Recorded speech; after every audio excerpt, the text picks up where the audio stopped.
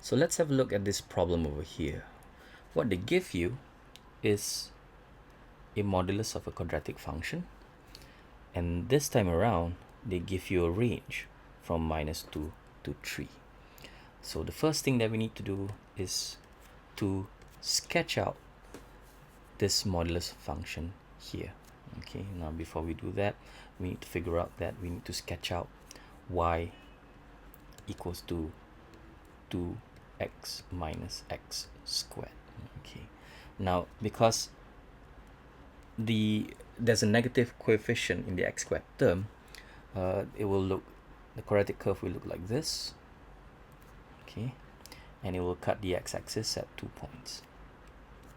Okay, and what are those 2 points? Now let's factorize this out,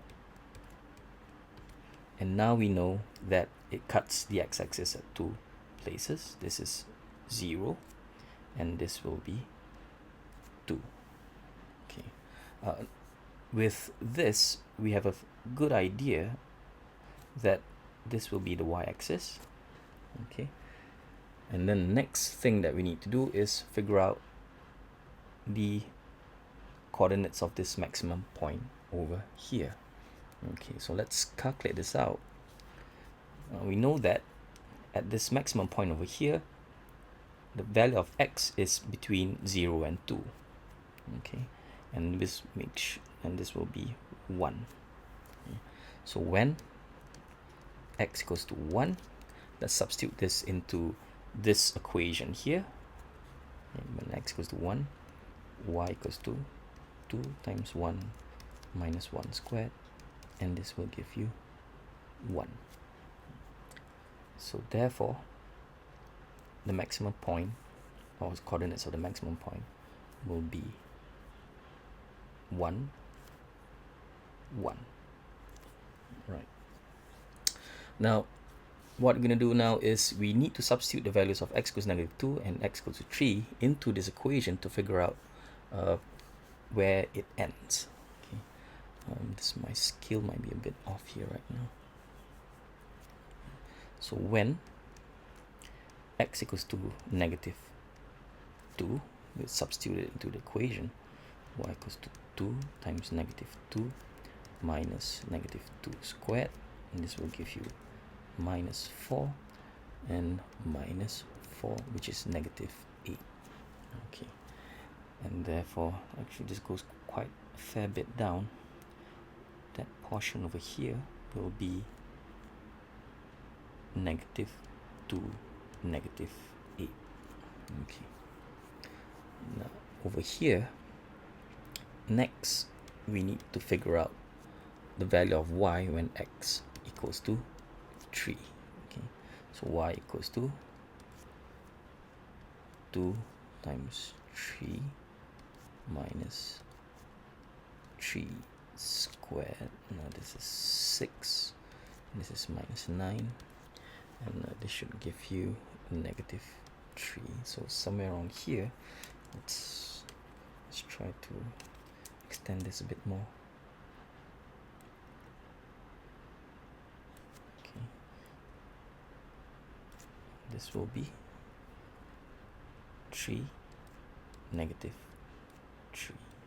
Okay, so now we can go ahead and sketch out the curve of the modulus function.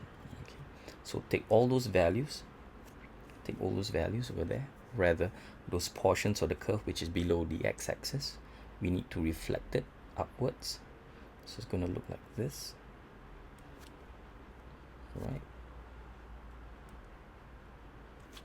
Over here is 3, and because the value of y is -3, this becomes 3. Okay, and of course we have to reflect this upwards also. Now in this case the scale is a bit off, but that's fine. So it goes all the way up here, somewhere around here. Okay, and this will be -2, 8, because the y value over here is -8. Alright, so let's change all these portions over here into dashed lines as reference, And you'll also notice something else here, which is this. I've shaded this such that it's filled up. If you remember your inequalities, when you have a less than equal to, what you need to do is you need to fill in that small circle. Same thing for over here. Now, whether it's filled or it's empty depends on your inequality over here. Okay, there's a mistake with the question over here. It should not be. Okay, it should be modulus 2x minus x squared equals to 2. Okay, so what we see here is this. Okay, by drawing a suitable straight line on the same axis, state the number of solutions to this equation here. Okay, now we know that y equals to modulus 2x minus x squared, right? And we need to draw a line which satisfies this equation over here. Now we can take this y and substitute straight into here, and this is the line that you need to draw. Okay, this line here, let's extend this upwards. Let's extend this upwards to y. Okay, again, not to scale here. This is the line y equals to 2, and we can see from here that it cuts the curve at 2 points, over here and over here. Right? Now this tells us that solving this equation, okay, means that we will have 2 solutions to this equation just from looking at the graph. Okay, so let's try this. For part 2, okay, there will be